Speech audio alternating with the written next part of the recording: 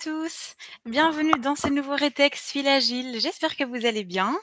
Donc aujourd'hui, on va essayer de mieux comprendre la certification ISO 27001, mais de manière très concrète, parce qu'on a la chance d'avoir la société Sekino ainsi que Etam, notre chef de projet chez Fil Agile, qui vont venir nous partager leur retour d'expérience et vous raconter comment est-ce qu'ils ont été accompagnés vers la certification grâce à Fil Agile. Alors, je vais tout de suite accueillir nos 2 invités du jour. Bonjour Charles, bonjour Etam. Si vous voulez, je vous laisse vous présenter en une phrase, comme ça on sait un petit peu, vous situer. Ok, bonjour, bonjour Julie, donc enchanté, moi je suis Charles Fouque, le directeur général de Sekino, donc une plateforme, comme vous pouvez le voir derrière moi, PDP, dans le cadre de la facturation électronique, de la réforme qui est obligatoire pour 2026 maintenant. Mmh. Et bonjour Charles, bonjour Julie. Et donc moi c'est Aitam et je suis chef de projet en cybersécurité chez Filagile. Et ben, je vous remercie tous les 2 d'avoir accepté notre invitation pour ce petit témoignage et je le rappelle, n'hésitez pas à poser vos questions dans le chat si vous avez la moindre question pour, Etam ou pour Charles, on vous répondra en direct. Alors peut-être un petit mot d'abord avant de rentrer dans le vif du sujet. Qu'est-ce que c'est Kino? Quel est votre secteur d'activité? Et voilà, je te laisse, Yes, donc Sekino, donc comme je disais un peu en préambule, c'est une plateforme de facturation électronique. Donc on est PDP, pardon, immatriculé PDP maintenant depuis le 16 septembre, donc depuis un mois, donc disponible sur le site impôts.gouv. Donc nous avons une solution plateforme SaaS très simple, donc sur la facturation électronique, sur la précomptabilité également, très très simple, très intuitive, et donc nous déployons aujourd'hui avec de différents modèles, soit en marque blanche, soit directement en SaaS auprès d'établissements bancaires, d'établissements de recouvrement aussi, et puis également aussi d'établissements d'experts comptables. Nous avons aussi une particularité, c'est qu'on est expert un peu tech, on fait du SaaS, on fait de la plateforme PDP en marque blanche ou en API. Donc ça va pour tous ceux qui peuvent être intéressés pour avoir une solution sur étagère très rapidement sur cette partie-là. Donc voilà, comme on l'a écrit, notre mission, c'est de faciliter le passage à la facturation électronique pour toutes les entreprises. On a maintenant plus de 3 ans d'existence. On est d'anciens banquiers avec mon associé. Donc, il y a des choses aussi en termes de certification, ISO 27001, sur lesquelles on était assez comment dire, intéressés et également formés, entre guillemets. Et puis voilà, aujourd'hui, c'est 8 collaborateurs et au moins le double en prestataires externes pour assurer le développement de nouvelles fonctionnalités, d'intelligence artificielle et autres. Merci Charles. Et du coup, est-ce que tu pourrais nous expliquer qu'est-ce qui vous a poussé finalement à faire certifier Sekino ISO 27001? Est-ce que c'était une exigence de la part de vos clients? C'était une initiative interne? Voilà, est-ce que tu peux un petit peu nous en dire plus, sur l'importance de cette certification? Alors bon, il y a forcément il y a une obligation, première qui est, dans le décret, sur la réforme électronique où pour être plateforme de dématérialisation partenaire, il faut ISO 27001. Donc ça, de toute façon, voilà, ça faisait partie de notre stratégie de développement d'être, vraiment une plateforme, donc une PDP, partenaire de l'État. Et donc voilà, donc c'est pour ça que, ISO 27001 était dans un sens, obligatoire pour l'être. Ça fait partie de la case à cocher pour pouvoir le faire. Après, il y a quand même aussi un sujet, c'est qu'on avait, dès le début, une stratégie de développement auprès d'acteurs institutionnels de haut niveau, de type banque et autres, et par nos expériences passées avec mon associé, il y avait tout un volet sécurité informatique sur lequel on était déjà très très sensible, et donc on a mis en place des choses. Voilà, bon, avant ISO 27001, on a mis en place des éléments de sécurité en interne, et donc voilà. Donc ça, c'était un point vraiment important, comme voilà, c'est une vraie stratégie. Sekino, c'est aussi un jeu de mots, c'est sécurité et innovation. Donc tout ce qui vient renforcer les éléments vis-à-vis de nos clients, pour dire, voilà, on a la certification AFNOR ISO 27001. Ça nous permet aussi de les rassurer, et d'engager des discussions qui sont beaucoup plus simples, beaucoup plus rapides. Voilà, donc avec des politiques de sécurité, des éléments sur lesquels il faut avancer avec ces clients-là. Et donc, voilà, Pas plus tard qu'aujourd'hui, je réponds à RFP. Il y a toute une liste de questions sur la sécurité et auquel cas, on apporte tous les éléments de réponse, d'information, plus nos politiques internes de sécurité. Exactement, et on reviendra plus tard sur du coup les forces sur lesquelles vous avez capitalisé parce qu'effectivement, on n'est pas parti de rien et c'est très important aussi. Mais avant de plonger dans le détail du process, tu nous l'avais dit, hein, pendant la préparation de ce live, c'est vrai qu'il y a quand même un peu des préjugés sur la certification ISO 27001, ça peut parfois un peu effrayer et c'est important aussi de comprendre ce qui vous passait vous, par la tête chez Sekino et voir si ces craintes finalement se sont confirmées, ou dissipées au fil du parcours. C'est vrai que c'est la certification ISO 27001, comme sur toute certification, et en plus ISO 27001 sur la sécurité, c'est forcément quelque chose d'un peu lourd. C'est pas quelque chose qui se met en place en quelques jours. Et donc, c'est lourd, c'est complexe, comme on l'a écrit aussi sur ce slide. Et il faut de l'expertise sur ces sujets-là. Donc même si Philippe et moi, mon associé et moi, on était très, très sensibilisés, comme je l'ai dit, j'ai eu à plusieurs reprises beaucoup d'échanges avec les experts cryptographie, RSSI, au sein de Natixis, dans la banque à laquelle j'évoluais avant. Donc il y a un bagage qu'on avait, nous, de notre côté, mais qui n'était pas RSSI. Et donc, toute cette partie-là de complexité documentaire et d'organisationnel, voilà, on avait besoin d'accompagnement et c'est un peu les réflexions initiales sur cette certification. Et puis, voilà, le fait est qu'on est une structure de 3 ans avec une petite équipe resserrée sur des compétences spécifiques métiers, pas forcément de RSSI ou de ressources SSI en interne. Les personnes qui ont des compétences à droite et à gauche, hein, que ce soit en gestion de projet, on a pu en partager beaucoup avec Etam, et puis, ou alors en mise en place de politiques de type Zero Trust, mais ça, je pense qu'on viendra après.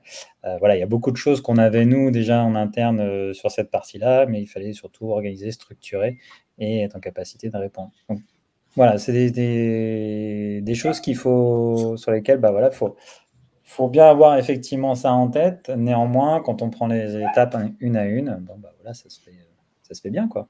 Et du coup, concrètement, quels ont été vraiment les défis, rencontrés?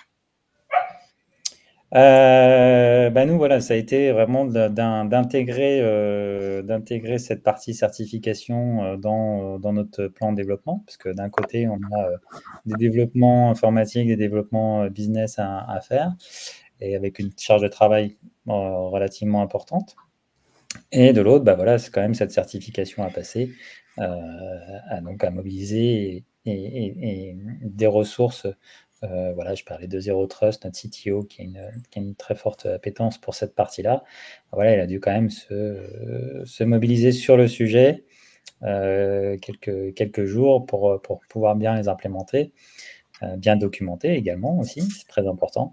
Et voilà, et un autre développeur aussi, ce qu'on a fait monter en compétence sur cette partie SSI également, pour que voilà, il puisse s'acculturer au sujet, nous accompagner dans une démarche projet également. Et puis bien évidemment, moi je suis directeur général de l'entreprise, je suis complètement, voilà, ça fait aussi partie de notre stratégie, c'est très très fort pour nous tout ce qui est certification, et donc ça mobilise du temps également. Donc c'est vrai que c'était le sujet, voilà, le sujet d'intégration dans une timeline et dans la documentation. Forcément, voilà, faut documenter toutes les étapes. On a plein de bonnes pratiques. Il fallait tout documenter, en fait. On y reviendra après aussi sur la timeline, tout bien détaillé, mais c'est vrai que c'est important.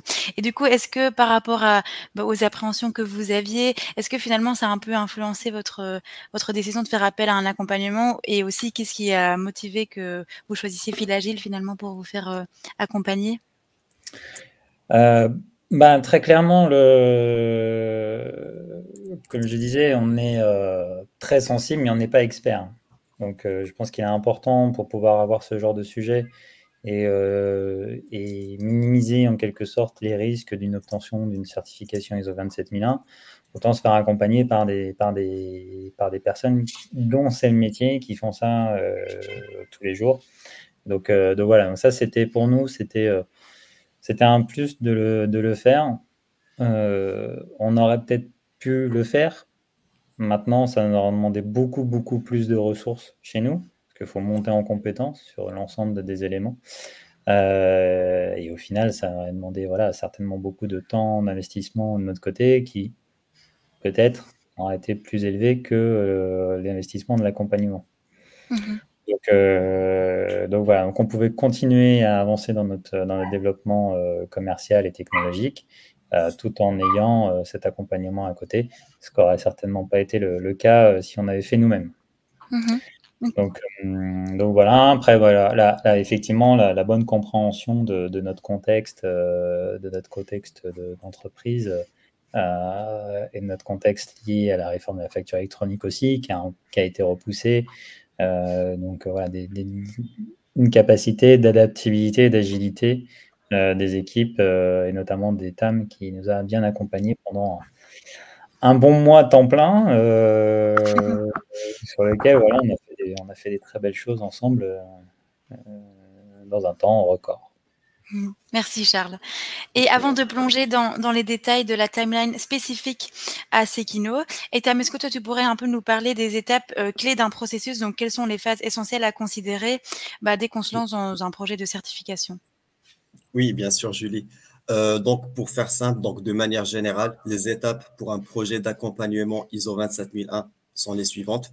Donc, tout d'abord, il y a la phase initiale qui peut être considérée comme l'état des lieux. Donc, dans cette étape, on définit le contexte de l'organisation. Donc, ça veut dire, on établit le périmètre qu'on souhaite certifier, les rôles et responsabilités des personnes. On identifie nos potentielles faiblesses. Donc ça vient avec l'étape analyse des risques. À l'issue de ces deux premières étapes, donc qui rentrent dans la planification du projet, on sort avec un plan de conformité. Donc ce plan de conformité vise à remédier donc les risques identifiés et d'identifier et de remédier aux écarts avec les exigences de la norme ISO 27001. Donc, ensuite vient l'étape implémentation qui représente une grande étape du process d'accompagnement. Et sans oublier la sensibilisation de l'ensemble des collaborateurs qui se fait en parallèle de l'accompagnement et de l'ensemble du projet, qui est aussi une étape cruciale qui va garantir que ce SMSI qu'on va mettre en place puisse fonctionner. Donc Merci là, Etam, c'était très clair. je vous Si vous remercie. avez la moindre question, n'hésitez pas à la poser dans le chat et Etam vous répondra directement si c'est faisable. Mais du coup, Charles, tu nous disais au début, l'objectif c'était d'obtenir la certification en septembre 2023. Mais à ce moment-là, vous étiez davantage plus aligné avec la version 2022 de l'ISO 27001. Et c'est du coup à ce moment-là que le projet a été mis en pause et du coup repris par Etam. Et donc, qui a repris les rênes pour passer à la version 2022 qui a été réalisée finalement entre mars et avril. Donc dans un temps vraiment record. Expliquez-moi un petit peu peut-être Charles, toi la première partie et Tam la deuxième, comment s'est fait ce projet complètement sur mesure? Oui, effectivement, on avait donc comme je disais, hein, c'était lié à une certification PDP principalement. Donc on avait commencé à réfléchir avec un plan qui devait nous amener normalement à septembre-octobre 2023 à être certifié ISO 27001. Le fait est qu'avec le report de la réforme, il y a ça, l'obligation a été décalée pour nous, pour la partie. Et encore une fois, je pense que c'est un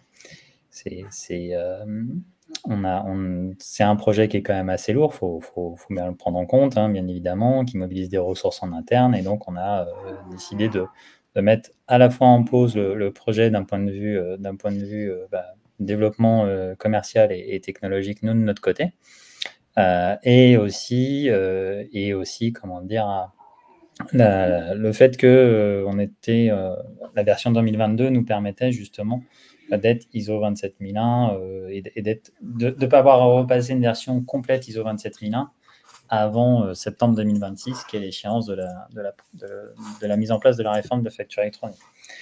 Donc il y avait ça, un ensemble d'éléments, et puis un changement de CTO aussi en juillet 2023, donc avec un nouveau CTO qui était arrivé, qui était encore plus sur les sujets ISO 27001. Et donc, voilà, le temps d'une reprise en main de tous les éléments, voilà, c'était important voilà pourquoi on a mis un peu en pause le projet, avec quand même une ambition de pouvoir le faire assez rapidement.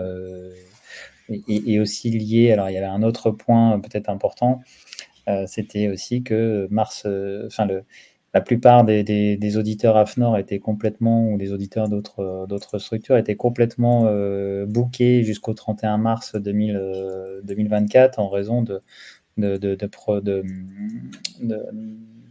certification ISO 27001 version 2017, si je ne me trompe pas, qu'il fallait avoir bouclé avant le 31 mars 2024. Donc voilà, nous, comme on visait la 2022, on a dit on va attendre et puis on va le faire en avril 2024. Et c'est à ce moment-là que j'ai repris le projet. Donc, quand je l'ai repris, j'avais principalement donc, les différents objectifs qui étaient de faire la transition, en même temps donc, de continuer le travail sur l'implémentation du SMSI. Donc là, ça veut dire donc, la partie implémentation technique ainsi que la partie implémentation documentaire. Et comme on était un petit peu short sur la timeline, parce que l'audit de certification, c'était prévu en avril, donc notre stratégie, c'était de commencer par les actions, par identifier les actions techniques à implémenter en priorité. Donc ça, on l'a fait dès le début du projet. On a identifié un plan d'action technique avec le CTO pour qu'on puisse travailler sur ce point, qu'on puisse être large sur la partie implémentation technique. Et en parallèle, on travaillait sur la documentation au fur et à mesure. Et avec cette organisation, on a pu se préparer au mieux pour l'audit interne, déjà, qui est une première, qui est un audit blanc pour nous, qui nous a permis d'identifier des potentielles faiblesses qu'on n'a pas pu identifier nous-mêmes en tant que chef de projet. Et après, suite à ça, on a remédié à ces non-conformités identifiées lors de l'audit blanc et ce qui nous a permis d'être prêts pour l'audit de certification dans un temps record. Alors, on a une petite question ici de Bema qui nous demande quels sont les plus grands défis que vous avez rencontrés lors de la mise en œuvre de l'ISO 27001 pour les entreprises. Du coup, c'est la slide suivante. En tout cas, propre à Sekino. Charles, je te laisse y répondre. Oui, voilà, finalement, nous, on avait un défi avec un calendrier qu'on a resserré. Donc, voilà, ça, c'était le point. Se focaliser, bien évidemment, sur l'essentiel. Et donc, bien savoir se faire accompagner, avoir ces bons échanges avec Etam. Et puis, après, pour l'audit de certification, voilà, fallait bien se préparer. On était relativement quand même bien préparé. Moi, je suis un ancien auditeur, non pas en SSI, mais en banque. Donc, c'est ce genre de choses. Mais il fallait, c'est toujours bien de se préparer. Et donc, comme le disait Etam, un audit interne en amont est intéressant. Voilà, donc il y avait les priorités. On a défini toutes les priorités. On a partagé tous les éléments, bien évidemment, qu'on pouvait avec Fil Agile. Bien l'accompagnement Fil Agile, et puis on a préparé aussi, on a mobilisé beaucoup d'équipes, de beaucoup de personnes de l'équipe pour l'audit, et donc dans la phase aussi de documentation pour qu'on puisse passer l'audit dans les meilleures conditions. Et parmi tous ces défis, donc pendant tout le processus de cette certification, vous vous êtes sûrement rendu compte au fil du temps qu'il y avait déjà certaines choses qui étaient mises en place, parce que comme tu nous le disais, ça faisait partie de la culture de l'entreprise de Sekino. Quels sont les éléments vraiment de votre organisation qui ont facilité un peu le process de cette certification ? Alors déjà, c'est vrai que nous, on a vécu on a créé l'entreprise juste après le Covid. Donc, on a vécu ça. Donc, en fait, on est tout le monde, toute l'entreprise sur ordinateur portable, donc ce qui facilite aussi tout ce qui est plan de continuité d'activité. Alors, on est aussi d'anciens banquiers, donc tout ce qui est plan de continuité d'activité, c'est quand même extrêmement important pour nous aussi. C'est quand même un autre sujet. On a capitalisé aussi sur l'existant, sur tout ce qui était... Je demande 2 secondes. Tout ce qui était justement sécurité des accès, RGPD. On avait choisi des locaux dans lesquels il y a un badge à l'entrée, un badge pour monter à l'étage, et puis ensuite un badge pour rentrer dans nos bureaux. C'est le même badge à chaque fois, mais il y a des accès quand même très sécurisés. Donc on a regardé tous ces éléments-là. Donc voilà, après, comme on dit, pas tout réinventer. On fait attention à tous nos... On s'était préparé déjà bien avant, bien évidemment. L'avantage, c'est que on n'avait pas vocation à tout réinventer, à améliorer certains éléments qui auraient pu être améliorés. C'est tout ce qu'on a fait. Et donc, tout s'est bien passé. Et pour compléter, donc, on a vraiment capitalisé sur l'existant et ça, on peut le voir au niveau de la sécurité de l'application. Donc, vu que c'était du security by design, il y avait aussi le fait que l'infrastructure, on était sur de l'infrastructure qui était costaud, donc c'était des serveurs certifiés SecNumCloud. Donc ça, on a pu le voir dans les résultats de l'audit externe. On a eu des points forts sur la partie technique.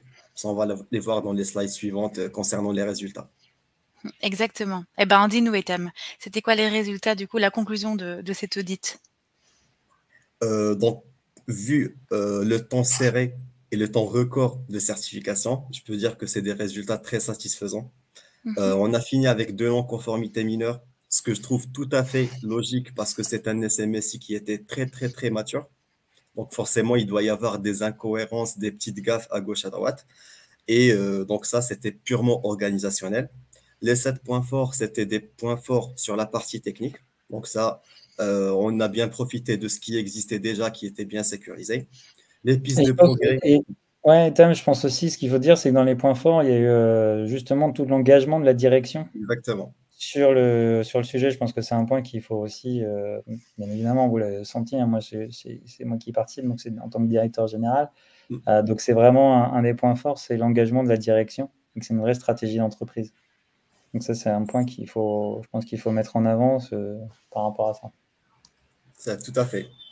Et ensuite, donc, les points sensibles, les pistes de progrès, donc, il y en a plein. C'est des opportunités d'amélioration pour les années à venir. Et du coup, pour atteindre tous ces résultats à l'audit, bah, il a bien fallu s'outiller, impliquer un bon nombre de personnes, voire même toute l'entreprise. Bah, Charles, dis-nous un petit peu tout ce qui a été mobilisé finalement pendant ce processus. Oui, bah, on a eu donc plusieurs personnes au sein de l'entreprise, hein, bien évidemment, bah, toute la direction, donc mon associé, moi-même, le CTO. On a également eu des personnes dans les équipes, donc comment dire, notamment un développeur, software engineer chez nous qui montait en compétence sur la partie SSI. Chef de projet SSI. Donc voilà, on a vraiment mis ça en place. On a 3 outils aussi pour suivre un peu tout ça, tout ce qui est forcément stockage de l'ensemble des politiques et procédures et de la documentation qui est associée à la mise en place de ça. Donc nous, on utilise un Google Drive sur cette partie-là. On utilise également Notion, qui est un autre logiciel qui permet en plus d'avoir une traçabilité sur les actions, de pouvoir revenir en arrière sur différents éléments, d'avoir l'historique des modifications.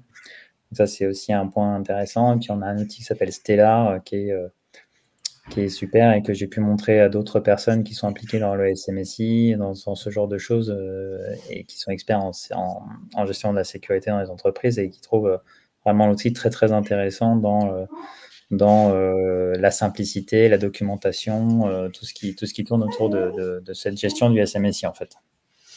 Super. On a encore une petite question de Bema. Est-ce que, Etam, tu te sens d'y répondre? Donc, comment prioriser les risques en cybersécurité lorsque les ressources sont limitées selon les critères de l'ISO 27001? Donc, oui, je vais prendre le relais. Donc, en fait, le but de l'analyse de risque, c'est déjà d'identifier nos potentiels risques et menaces donc, pour l'entreprise. Et à ce moment-là, donc, on obtient des seuils, des priorités de risque. Et donc, l'idée, c'est de prioriser, donc de remédier les risques qui sont critiques en priorité, et ensuite passer à ceux qui sont moins critiques. Donc, la démarche, c'est ça. Donc, c'est vrai, on ne peut pas tout traiter dans un temps record avant l'audit, mais l'idée, c'est vraiment de favoriser ce qui est critique et ensuite aller petit à petit pour voir les risques qui sont moyens et qui sont faibles. Alors, et maintenant, on passe du coup à la phase la plus importante finalement, c'est les bénéfices de la certification. Est-ce que Charles, tu peux déjà nous dire, bon, c'était récent, hein, mais c'est quoi les avantages que Sekino a tirés de cette démarche finalement, en tout cas pour la direction dans un premier temps? Alors, c'est très simple, hein, on est dans notre pleine stratégie de développement. Le point important, c'était cette immatriculation PDP qu'on a obtenue. On était sur la première liste des immatriculés PDP paru le 16 septembre sur le site impôts.gouv. Voilà, donc ça, c'est un point important en termes de développement commercial, marketing. C'est un vrai élément. Ensuite, ça nous aide à répondre à des appels d'offres, très clairement, puisque aujourd'hui, voilà, bien évidemment, on peut répondre aux exigences les plus avancées, parce que derrière, on met en avant notre ISO 27001. Et puis là, récemment, il se trouve que l'État, la Direction générale des impôts a fait évoluer son modèle concernant la facturation électronique en se focalisant maintenant sur quasiment exclusivement des PDP. Et donc, nous, c'est une opportunité commerciale importante. Et donc, ça, c'est extrêmement important pour notre développement. Donc ça, c'est un point vraiment fort, hein. Et puis, comme on disait, c'est Kino, il y a sécurisation des process. Donc voilà, ça permet aussi de montrer cet aspect conformité. C'est d'ailleurs aussi un des leviers de notre entreprise, c'est nos engagements en termes de conformité, de compliance. Pas que sur cette partie-là, on est aussi certifié lutte antifraude à la TVA. On est le seul PDP certifié lutte antifraude à la TVA à ma connaissance aujourd'hui. Donc c'est aussi des choses ce que l'on met en avant dans le cadre de notre démarche. Comme je dis souvent, on dit qu'on fait les choses bien, mais je préfère quand c'est quelqu'un d'externe qui le dit, qu'il le dit. Et qu'il est écrit avec un audit et avec une certification. On a bien compris. Peut-être pour la partie tech, un petit mot. Ouais, la partie tech aussi, c'est un sujet parce qu'on avance aussi sur le fait qu'on est une société tech aussi, avec des équipes tech. Le fait qu'on soit sur des approches notamment zéro trust, ça montre aussi notre haut niveau d'exigence et d'excellence et de l'attente que l'on a vis-à-vis des collaborateurs ou différents partenaires. Donc on est vraiment, nous voilà, on aspire à avoir ce degré d'exigence, d'excellence et de compétence. Et donc voilà, donc ça renforce en plus ça. Alors ça met la barre un peu plus haut. Certains, quand j'explique qu'on est, il y a des exigences élevées parce qu'on est ISO 27001, parce qu'on fait zéro trust et autres, ça montre tout de suite le niveau d'engagement qu'il faut avoir pour nous rejoindre. Ça me permet aussi d'avoir des éléments sur la partie ressources humaines derrière, sur la partie tech, pas que tech, mais voilà, c'est important, je pense, aujourd'hui. Ok, très clair. Peut-être avant de terminer ce live, un petit conseil pour ceux qui hésitent encore à se lancer. Donc, je parle de se lancer dans la démarche de la certification. Il faut que ça soit clair et stratégique pour l'entreprise, bien évidemment, hein, clairement. Pour se lancer, il ne faut pas le faire juste comme ça parce que ça prend quand même du temps. C'est un audit annuel ensuite. Il n'y a pas que, c'est pas juste, on est ISO 27001, il faut repasser un audit annuel à chaque fois, alors qui est peut-être un peu moins lourd, mais sur lesquels les auditeurs vont venir vérifier non pas les points forts, mais les non-conformités mineures, les points d'attention, les points d'amélioration, voilà, tout ce qu'on a à mettre en place. Donc voilà, bien s'assurer que ça vient d'en haut, parce que je pense que Etam l'a vu, quand ça vient de mon niveau ou même du président, enfin mon associé, forcément ça bouge un peu plus en dessous, un peu plus vite. C'est ça. Il y a intérêt que ça bouge dans un sens.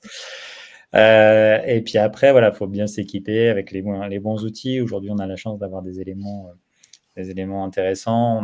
On s'est équipé de solutions comme CrowdStrike aussi, qui permettent de contrôler tous les ports USB, enfin plein d'éléments sur les ordinateurs. Donc c'est vraiment des choses qu'il faut mettre en place. Faire les choses dans l'ordre, ça sert à rien de vouloir, c'est un peu ce que disait Etam, on priorise, on fait une analyse de risque, on priorise, et je pense aussi se faire accompagner par Filagile, parce que Filagile est une société qui maîtrise bien, tu l'as présenté, hein, Julie, en début. Vous avez plusieurs clients, vous avez plus de 60 clients de mémoire en cours de certification. Donc voilà, ça montre qu'il y a quand même une expertise sur le sujet. Et donc, vous allez pouvoir passer la certification de manière beaucoup plus simple et fluide qu'en le faisant soi-même, en fait. Exactement. Merci beaucoup, Charles. Et du coup, maintenant que vous êtes certifié ISO 27001, est-ce qu'il y a d'autres étapes, d'autres objectifs pour à venir? Voilà, nos engagements sont quand même très très forts dans ces aspects-là. Donc, on cherche toujours les certifications. On va se lancer certainement l'année prochaine. Enfin, c'est même pas certainement, c'est sûr. On va lancer une autre certification sur les aspects de type coffre-fort numérique. Donc voilà, et tout en ayant un fil conducteur d'amélioration continue sur l'ensemble des choses. Pareil, sur la lutte antifraude à la TVA, il y a toujours des petits points d'amélioration qu'on peut mettre en place. Donc on continue à mettre tout ça en place. Et donc voilà, il y a forcément des audits, les audits annuels. Maintenant, on a nos audits qui tombent tous en avril, donc ça tombe très bien. Donc on va pouvoir tout concentrer sur le mois d'avril. Mais voilà, on a des audits réguliers, pas que ISO 27001. Et donc c'est intéressant d'avoir ça en place. Ok. Quelque chose à rajouter, Tam, ou c'est Non, bon c'est pour tout toi? bon. Et voilà, eh bien, je vous remercie à tous les deux. Je vous souhaite un très bon week-end et je vous Merci dis Julie à pour la prochaine. l'invitation.